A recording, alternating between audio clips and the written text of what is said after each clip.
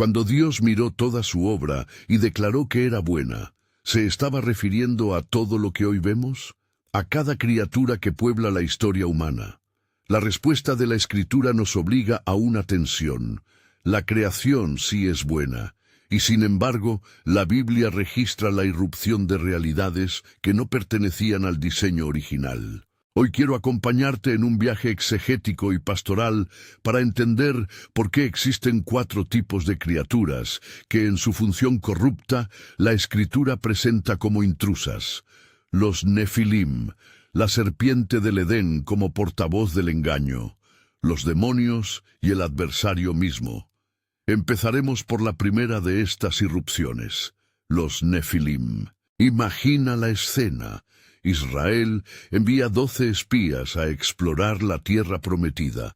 Regresan con una canasta de frutos que no cabe en una sola mano y una boca que pronuncia una sola palabra que hiela a su pueblo. Nefilim, Números 13:33. En la memoria popular, esa palabra quedó asociada con gigantes, con seres que desmienten la normalidad del vivir humano. Pero, ¿qué nos dice el texto y su contexto lingüístico? ¿Quiénes son esos Nefilim y por qué su existencia supone una anomalía frente al relato de la creación en Génesis 1? Para abordar la pregunta conviene detenerse primero en Génesis 6:1-4, el pasaje que ha alimentado más debate. Allí se describe una situación inquietante. Los hijos de Dios, en hebreo Bene Ha-Elohim, vieron que las hijas de los hombres eran hermosas y tomaron para sí a quienes quisieron. De esa unión nacieron los Nefilim, llamados hombres de renombre en algunas traducciones. El texto no nos da una novela. Presenta hechos breves, ásperos, cuya lacónica descripción ha provocado interpretaciones diversas durante siglos. ¿Qué significa Bene Ha-Elohim? La expresión aparece también en Job 1:6 y 2:1 y en Job 38:7, donde designa a seres que están delante de Dios, a veces traducidos como ángeles o como seres celestiales. En el Antiguo Testamento, el término no siempre equivale a ángeles en el sentido técnico cristiano posterior, pero sí connota una categoría de seres de naturaleza no humana vinculados a la corte celestial. En Génesis 6, esa designación ha sido leída por la tradición antigua, incluyendo la literatura judía intertestamentaria, como referencia a seres celestiales que, por alguna razón, abandonaron su esfera y se mezclaron con la humanidad. La otra palabra clave es Nefilim, en Pilim.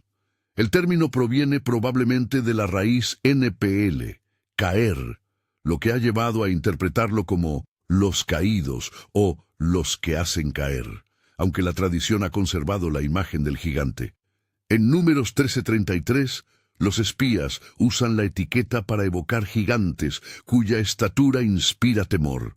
Allí vimos a los Nefilim y nos parecíamos a langostas. La imagen es deliberada.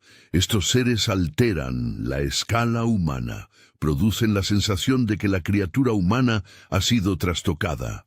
Pero la exégesis responsable exige cautela. Existen lecturas alternativas que no requieren la intervención de seres celestiales en relaciones sexuales con mujeres humanas. Una de ellas entiende Bene Ha-Elohim como los descendientes de Set, la línea piadosa, que se mezclan con los descendientes de Caín. Otra propone que Bene Ha-Elohim son simples gobernantes o hombres poderosos de la antigüedad, cuya conducta desenfrenada genera figuras violentas y legendarias llamadas Nefilim. Estas explicaciones tienen peso y han sido defendidas por comentaristas importantes, precisamente porque resisten lecturas que parecen introducir ángeles en la biografía sexual humana. Entonces, ¿qué nos obliga a considerar la interpretación angelológica? Aquí entran 2 argumentos textuales del Nuevo Testamento y el campo de la tradición interpretativa. Primero, Judas 6 afirma con claridad que ángeles que no guardaron su dignidad, sino que abandonaron su propia morada. Él los ha reservado en oscuras prisiones hasta el juicio. Judas 6. Segundo, 2 Pedro 2:4 habla de ángeles que pecaron y que Dios arrojó al Tártaro y los entregó a prisiones de oscuridad para ser reservados. 2P2.4. Ambos pasajes presuponen que en la economía bíblica hay ángeles que han transgredido su lugar.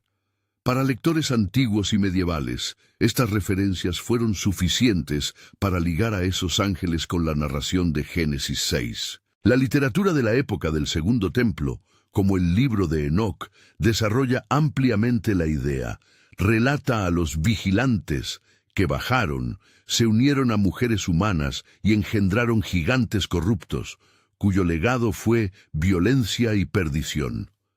Cabe aclarar lo obvio. Enoc no forma parte del canon hebreo cristiano en la mayoría de tradiciones. Es literatura interpretativa, no escritura. Sin embargo, esa literatura refleja cómo comunidades antiguas intentaron resolver la tensión entre la bondad de la creación y la presencia de lo monstruoso. La lectura angelológica plantea una explicación teológica coherente con una idea central. El mal no crea de la nada, corrompe lo que es bueno. Si los Nefilim son hijos de una mezcla entre seres celestiales y humanos, entonces su existencia es un ejemplo extremo de perversión, una imitación grotesca de la vida creada. La creación no fue subvertida por una nueva divinidad, fue violada por la transgresión de seres que habían sido creados buenos. El resultado es una parodia del diseño divino, seres con poder fuera de su orden, con influencia cultural y violencia desmedida, que llevan a la humanidad a la nostalgia del diluvio en Génesis. Además, el relato mítico histórico tuvo consecuencias concretas en la historia de Israel. Cuando los espías regresaron, nombraron a los gigantes en la tierra de Canaán. Los relatos posteriores de gigantes, Goliat entre ellos, aparecen en una tradición que recuerda la existencia de cuerpos y poderes que eclipsaban a los hombres comunes. ¿Cómo entender esa persistencia? Una pista la ofrecen las palabras de los espías mismos. Vimos a los Nefilim. Allí también había gigantes. Números 13:33. Esa insistencia sugiere que la presencia de gigantes funcionó como símbolo de un enemigo que no solo era físico, sino también espiritual. Aquello que se opone al plan divino aparece en formas que imitan la magnificencia de lo creado para seducir y dominar. Desde una perspectiva teológica, los Nefilim nos enseñan tres cosas esenciales. Primero, que el mal opera por imitación del bien. No crea desde la nada, sino que subvierte.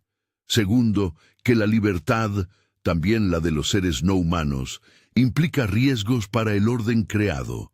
La posibilidad del desorden es inherente a un universo donde los agentes morales pueden elegir. Tercero, que la Escritura trata de forma soberana estas anomalías. El diluvio es la respuesta de Dios al agravamiento de la violencia humana y a la corrupción que se extiende por la tierra. Génesis 6:5-7. En otras palabras, la narración no rehúye la realidad del mal, la inserta en la historia y la juzga. ¿Qué implicaciones prácticas tiene esto para nosotros hoy? Primero, una advertencia pastoral. El pecado busca imitar la obra de Dios. Las idolatrías, las ambiciones desmedidas, los movimientos que prometen poder sin humildad, son formas de nefilim espirituales. Buscan reproducir la imagen de Dios en formas deformadas. Donde la comunidad cristiana cede a la tentación de crear grandeza humana sin sujeción a la voluntad divina, está reproduciendo la lógica que engendró Nefilim, la búsqueda de fama, de control, de autoridad sin responsabilidad.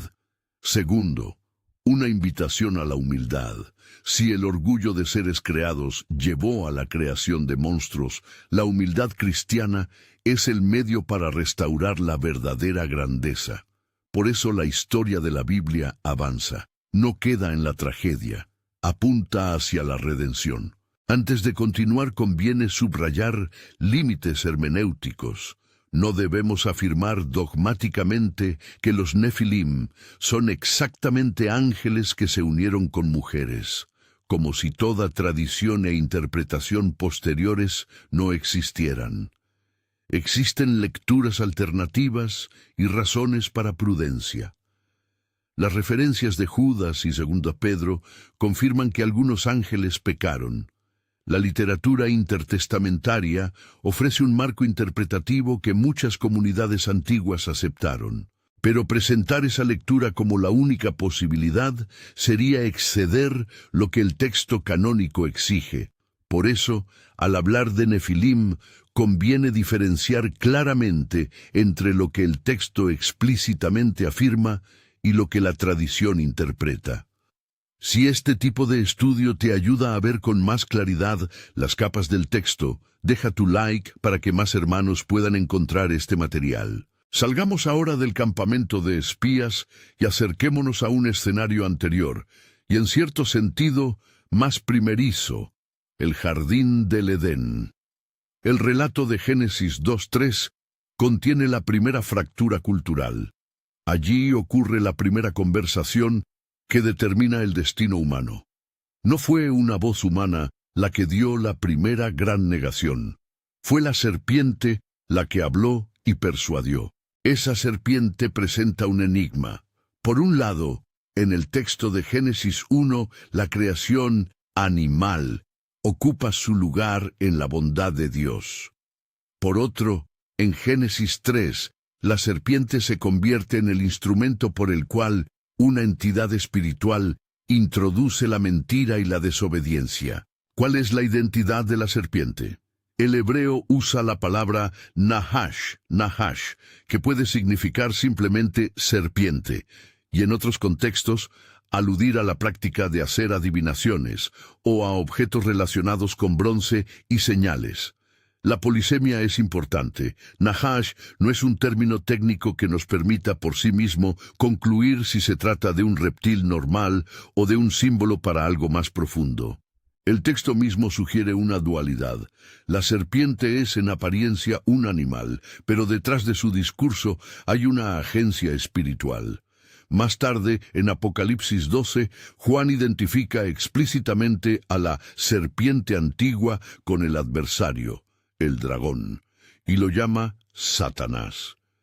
Esa identificación postbíblica temprana no inventa el mal, hace visible la voz que habló en el jardín. Pero hay que matizar. La serpiente como criatura fue creada por Dios. No fue creada por el mal. La Escritura no atribuye a Dios la responsabilidad del pecado de su criatura. El desorden nace de la elección. En el jardín hay dos niveles de realidad: la forma física, una serpiente, y la agencia espiritual que utiliza esa forma para mentir. Desde la perspectiva bíblica, esto significa algo teológicamente delicado. El mal utiliza lo creado para sus fines, pero la fuente del mal es la elección rebelde de un agente moral. Esa distinción protege la doctrina de la creación. Dios crea todo bueno.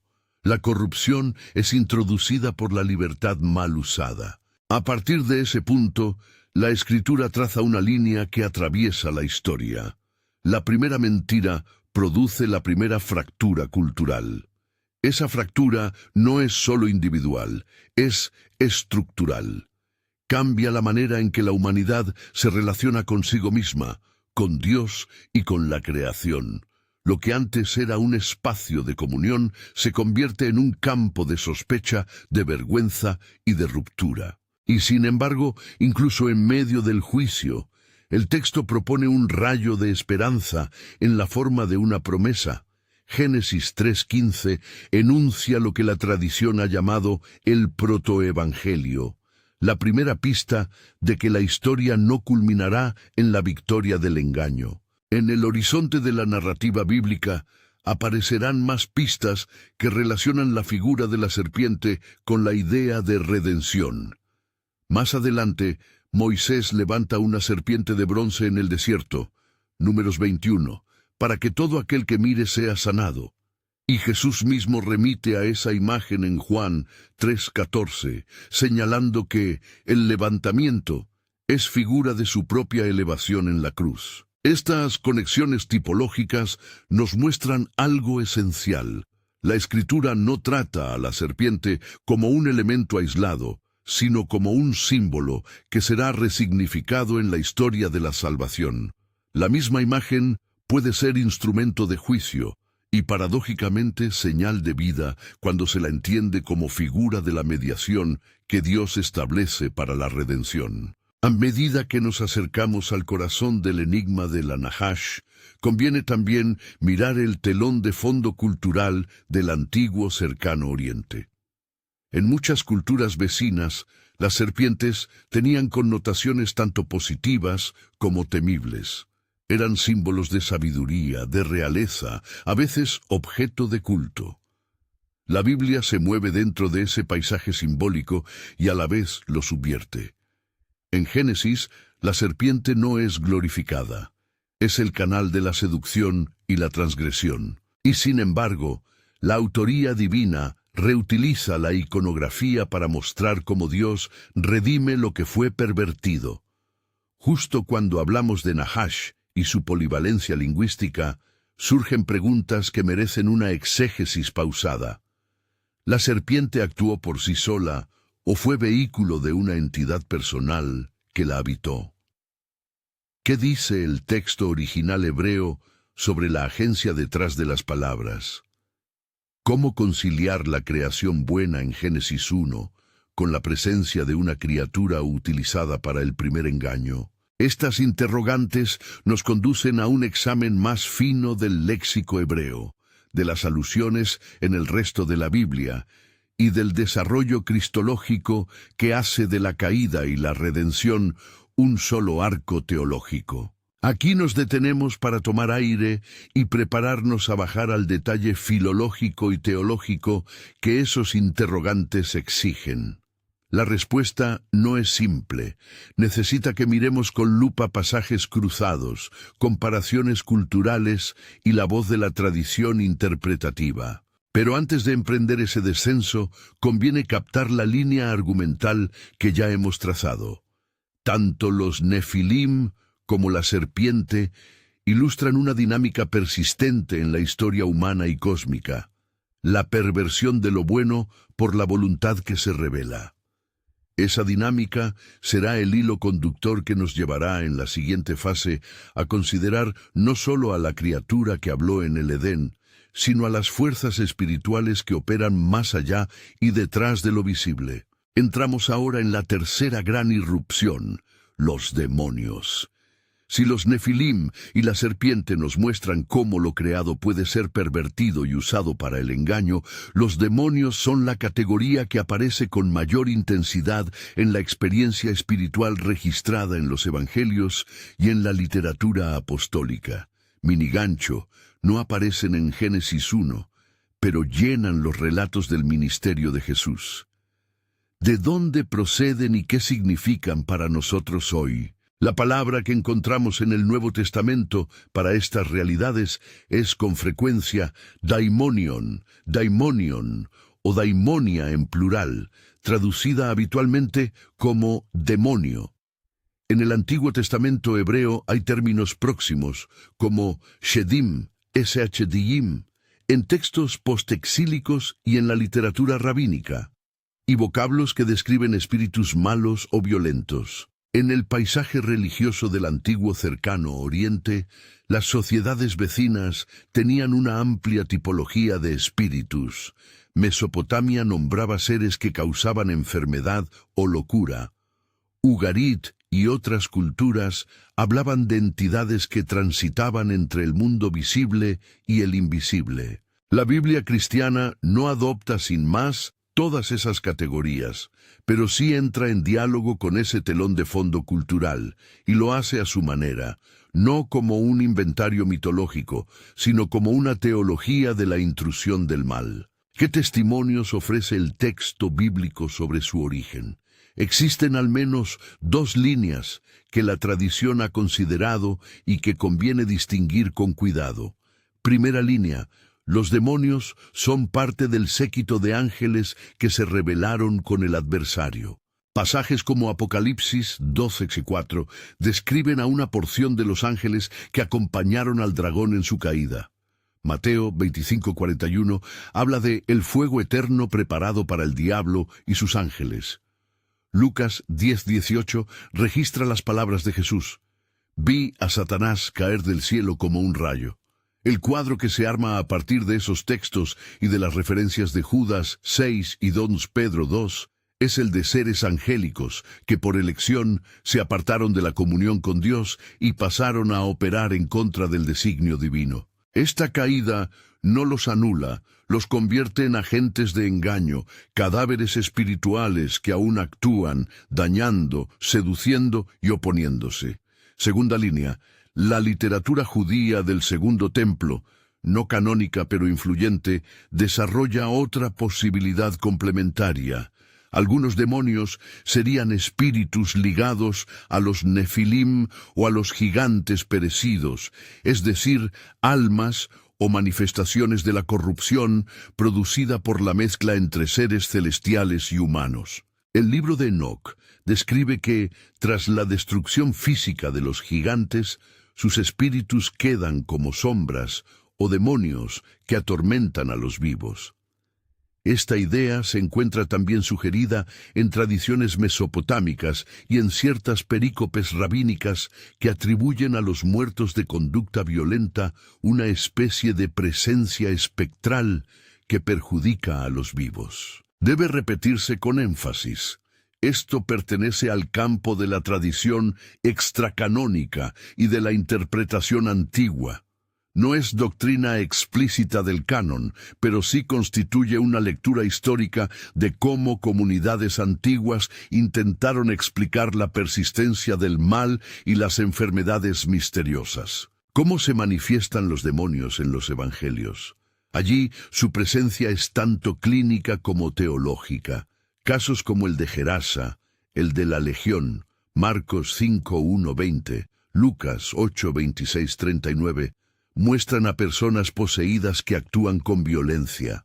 Hablan de Jesús como Hijo del Dios Altísimo, reconocimiento teológico, y caen bajo su poder. En Capernaum, Marcos 1:21-28, Lucas 4:31-37, la entrada de Jesús en la sinagoga resulta en un enfrentamiento con un espíritu inmundo que reconoce su autoridad y es expuesto.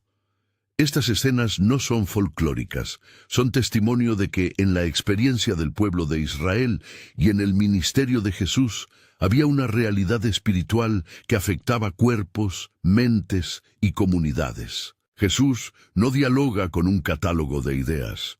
Confronta seres personales que oponen resistencia, siembran engaño o provocan sufrimiento. La singularidad evangélica es que en esos choques la autoridad de Jesús se impone. Al mandar, expulsa; al reprender, restaura. ¿Qué nos enseña teológicamente esta confrontación? Primer punto: los demonios son reales y personales según el testimonio bíblico. No reducen su función a metáforas de psicopatología, aunque muchas de sus manifestaciones se solapan con condiciones físicas o mentales que hoy tratamos médicamente. El Nuevo Testamento no propone una dicotomía ingenua entre lo espiritual y lo corporal. A menudo refleja que lo invisible afecta lo visible. Segundo punto: la autoridad de Cristo es la respuesta definitiva en la historia presente. Jesús les da orden, desautoriza sus posesiones y sus acciones inauguran el juicio ya actuante sobre los principados y potestades.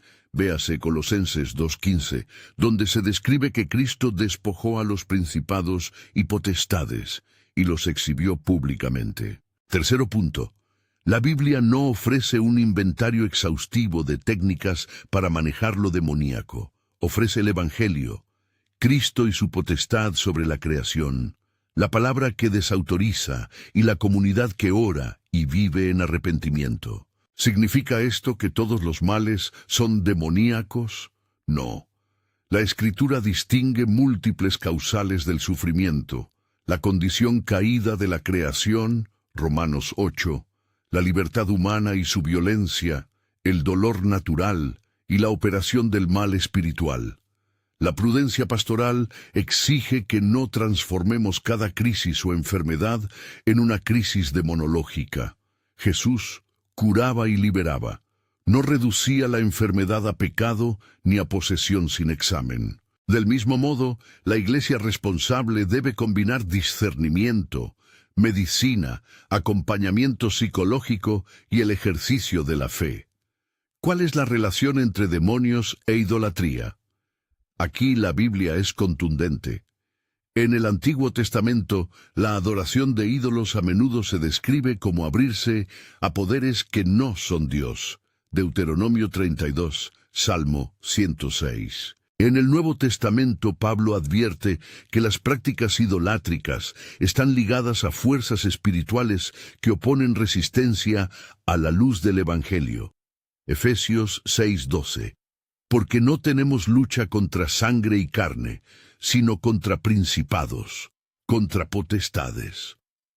El problema no es que los ídolos tengan ontología propia equiparable a Dios, sino que la idolatría orienta al corazón hacia lo creado y facilita que las estructuras espirituales caídas ejerzan influencia. En términos prácticos, esto significa que tornar la mirada hacia objetos, personas o sistemas como fuentes absolutas de seguridad abre espacios donde la mentira espiritual puede operar con mayor libertad.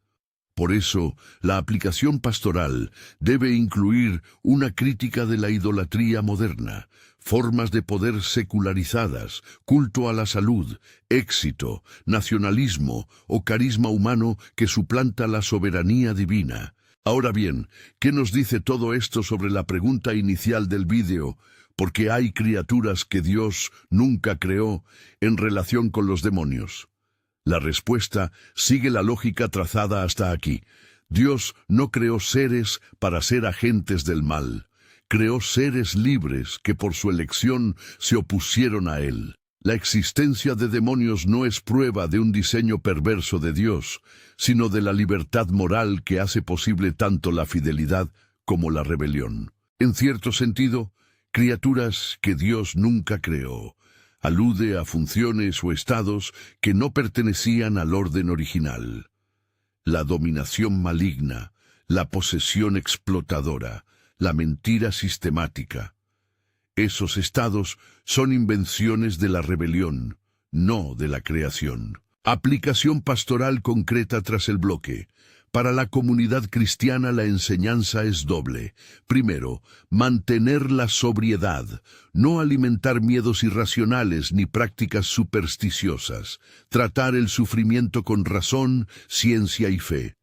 Segundo, afirmar la esperanza. La misma Escritura que revela la actividad demoníaca muestra la autoridad de Cristo sobre ella. En la vida pastoral, esto se traduce en acompañamiento integral.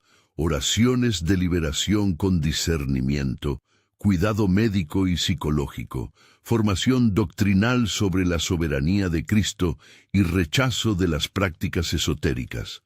También implica vigilar las formas de poder que reproducen idolatrías y cortar con las dinámicas que facilitan la dominación espiritual y social. Al despedir este bloque, conviene recordar el matiz hermenéutico fundamental cuando recurrimos a la literatura del Segundo Templo o a tradiciones veterotestamentarias para explicar el origen de ciertos demonios. Debemos calificar esas fuentes como interpretativas. Son luces históricas valiosas que muestran cómo comunidades antiguas intentaron dar sentido a la persistencia del mal, pero no sustituyen la autoridad de las escrituras canónicas. Para el que quiera profundizar, recomiendo lecturas académicas sobre Enoc y sobre demonología judía, siempre con cautela y criterio teológico. Pasemos ahora a la cuarta y última criatura de nuestra lista, el adversario, conocido en diversos textos como Satanás, el diablo, el dragón, o en tradiciones lingüísticas antiguas como Heilel ben Shachar, un nombre que aparece en la tradición de interpretación de Isaías 14 y que en la Vulgata latina fue traducido como Lucifer. Minigancho fue el más bello y cercano al trono y sin embargo se convirtió en el enemigo supremo. ¿Cómo leer los textos que describen su origen y su caída? Aquí conviene una advertencia. Los pasajes de Isaías 14 y Ezequiel 28 deben manejarse con prudencia exegética. En su contexto inmediato, ambos textos son oráculos contra monarcas humanos, el rey de Babilonia y el príncipe de Tiro, respectivamente. Su lenguaje es poético y recurre a imágenes elevadas para denunciar la arrogancia de reyes que se creen dioses. Sin embargo, la tradición bíblica posterior y la lectura cristiana han interpretado esos poemas también de manera tipológica, viéndolos como dark glass, que reflejan la historia más grande de la rebelión espiritual. Cuando se hace esta doble lectura, es imprescindible distinguir entre lo que el texto explícito dice sobre el rey humano y lo que la tradición cristiana ha visto como un eco de la historia de la caída angélica. Ezequiel 28, 12, 17 usa palabras que parecen describir a un ser de belleza extraordinaria. Tú eras el sello de la perfección, lleno de sabiduría y acabado de hermosura, en Edén, en el huerto de Dios. Isaías 14, 12, 15 utiliza imágenes de caída, de aspiración a las alturas y posterior humillación. Interpretadas tipológicamente, estos pasajes han alimentado la imagen del querubín, creado hermoso, colocado en posición privilegiada, que por orgullo y comercio con su propia grandeza, cae en la corrupción.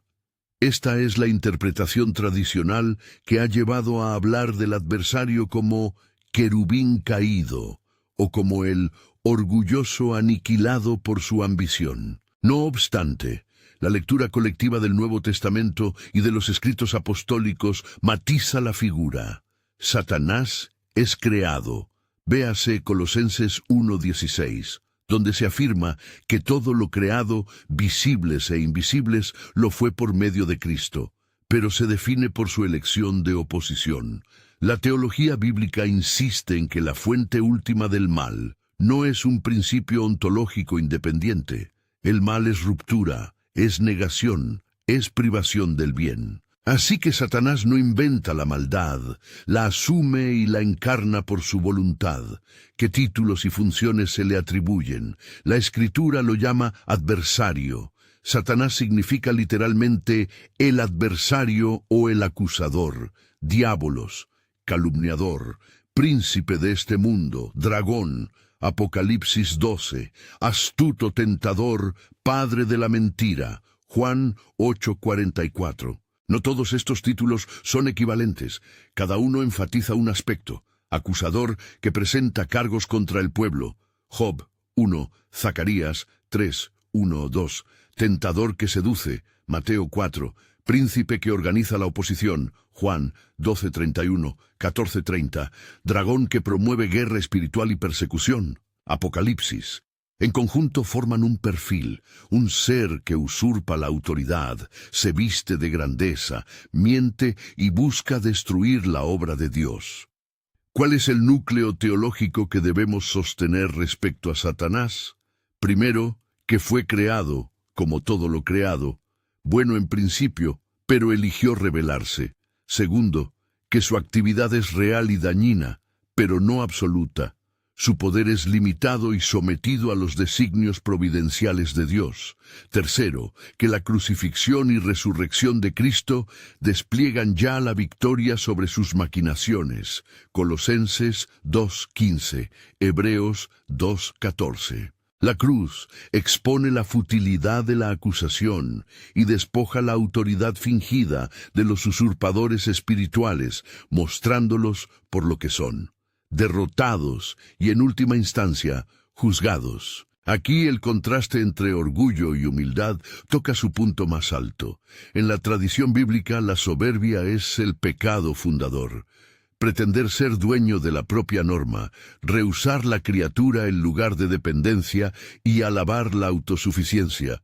Esa dinámica conduce de la arrogancia a la violencia, a la seducción y a la usurpación de la gloria que sólo corresponde a Dios. Cristo, por el contrario, encarna la vía inversa, la kenosis, vaciamiento de la encarnación y el sufrimiento voluntario que culmina en la cruz.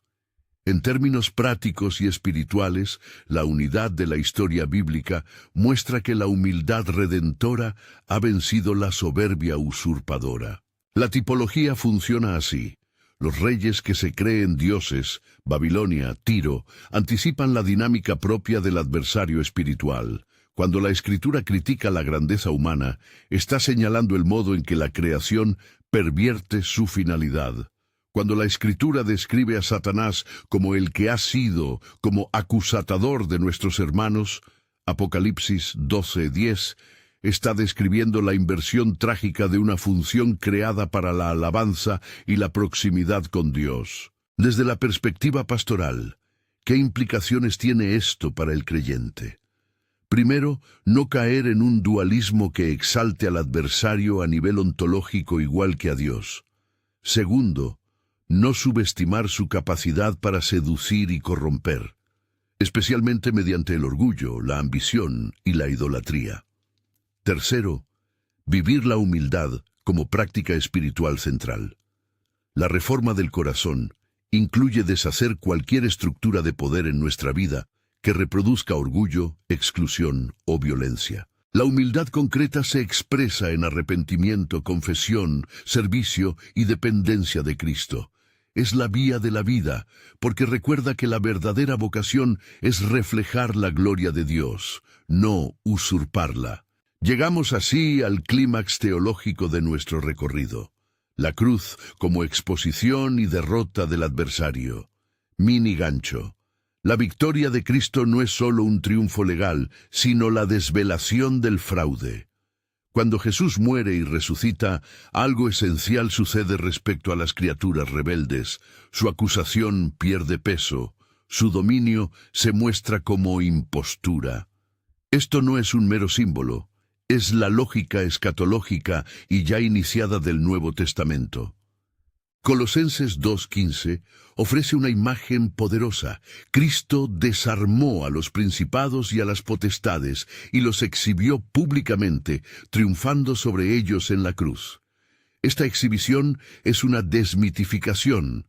Lo que aparentaba ser autoridad invencible queda al descubierto como poder vencido. Hebreos 2:14 añade que por la muerte Jesús destruyó al que tenía el imperio de la muerte, es decir, el adversario, y liberó a los que estaban sujetos a servidumbre por miedo a la muerte. No se trata de un triunfo abstracto ni de una mera fórmula teológica, sino de una eficacia redentora que transforma la condición humana. La muerte pierde su última mordida de condenación para aquel que está en Cristo.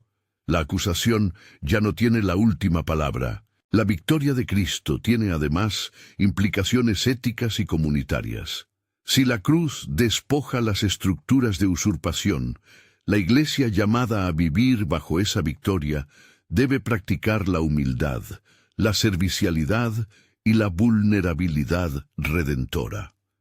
La autoridad eclesial no puede imitar los modos del adversario. Debe ser presencia del reino que invierte la lógica de poder. Liderazgo como servicio, verdad como liberación, justicia como restauración. Cuando la comunidad cristiana se abre a la soberbia, reproduce, sin querer, el imaginario de los que insultaron la creación. Cuando practica la humildad, se convierte en signo anticipado de la nueva creación. Y aquí atinamos a la pregunta inicial, en toda su fuerza: ¿por qué hay criaturas que Dios nunca creó? La respuesta, con toda su seriedad teológica, es que Dios no creó el mal ni las funciones corruptas que deforman lo creado. No creó Nefilim como categoría legítima del orden, no creó a la serpiente como mensajera de la mentira, no creó demonios para oprimir, no creó a un adversario cuyo destino fuera la usurpación. Lo que sí creó fue libertad, dignidad, jerarquía buena y belleza, y lo que irrumpió en la historia fue la subversión de esa bondad por la elección rebelde. En ese sentido, esas criaturas, o más bien esos estados de criaturas, nacieron de la rebelión, no del designio creador. Eso explica el misterio. La existencia de lo perverso no prueba que Dios sea autor del mal. Prueba, más bien, que la libertad entraña riesgo y que la historia está marcada por la posibilidad de rechazo. Pero la historia no termina en la ruptura. Nuestro clímax teológico concluye en la esperanza escatológica, la promesa de los cielos nuevos y la tierra nueva. Apocalipsis 21-22 pinta una escena final donde toda lágrima es enjugada, donde ya no hay muerte, ni llanto, ni dolor, porque las primeras cosas han pasado. El río que fluye del trono de Dios y del Cordero, y el árbol de la vida a ambos lados, son imágenes que recuperan y superan la antigua comunión del Edén. La restauración no borra la memoria del mal, la juzga y lo redime al establecer una creación renovada donde la verdad y la humildad gobiernan sin competencia. ¿Qué significa esto para la Iglesia y para cada creyente práctico? Primero, vivir con esperanza. La presencia del mal es real, pero su final está asegurado. Segundo, vivir con sobriedad. La libertad que nos dio Dios puede ser ejercida para bendecir o para maldecir. La comunidad cristiana debe formar discípulos que amen la humildad, la obediencia y el servicio. Tercero, vivir con valentía. La autoridad de Cristo se ejerce hoy mediante la predicación, la oración, la justicia y el testimonio sacrificial. Ser cristiano es entrar en la lógica del desarme que la cruz instaura, resistir el poder mediante la verdad y el amor. Termino con 2 notas prácticas y una invitación. Nota práctica 1. Si te ha inquietado el tema de la maldad personal o comunitaria, busca guía pastoral con líderes formados y responsables. Revisa la medicina y la psicología cuando proceda y evita la fascinación por fuentes extrabíblicas que prometen respuestas fáciles. Nota práctica 2. Cultiva disciplinas de humildad, confesión, servicio, estudio bíblico, adoración, porque la forma más eficaz de resistir la seducción del orgullo es vivir la adoración auténtica. Si deseas profundizar en las cuestiones históricas y exegéticas, te recomiendo con cautela y discernimiento algunas lecturas, comentarios críticos sobre Génesis que aborden Génesis 6, estudios académicos sobre la literatura del Segundo Templo, donde figura Enoc, para entender cómo las comunidades antiguas desarrollaron estas reflexiones, comentarios sobre Isaías y Ezequiel que expliquen su contexto literario y la lectura tipológica. Obras sobre el ministerio exorcístico de Jesús y la teología, Paulina de la Victoria de Cristo, Colosenses, Hebreos. Busca autores serios y cuando consultes literatura extracanónica, mantén la clara distinción entre canon e interpretación histórica. Para cerrar, retorna por un momento a la imagen que abrió este viaje. Dios mira su obra y la declara buena. Esa bondad no se contradice con la existencia de Nefilim, serpientes instrumentadas, demonios o el adversario. Más bien, la Escritura nos muestra que la historia es la arena donde la bondad originaria ha sido probada y, gracias a la gracia, restaurada. Si hoy sientes el peso de la acusación, la confusión o el temor, recuerda que la cruz ha desarmado al acusador y que Cristo ofrece la restauración de la creación y del corazón. Si en tu vida hay lugares donde el orgullo o la idolatría han echado raíces, la invitación es a la humildad, al arrepentimiento y a la pertenencia a la comunidad que vive bajo la autoridad liberadora de Jesús. Si este estudio ha despertado en ti preguntas o un deseo de responder, te invito a suscribirte para recibir más estudios bíblicos semanales y a compartir este vídeo con alguien que necesita comprender mejor la soberanía de Dios frente al misterio del mal. Y si hoy decides volver al Señor o afirmar tu fe de una manera nueva, busca acompañamiento en tu comunidad de confianza. La fe cristiana siempre se vive en comunidad. Que la paz de Cristo, que venció al adversario con humildad y amor, sostenga tu corazón hasta el día en que veamos el río que brota del trono y todo sea hecho nuevo.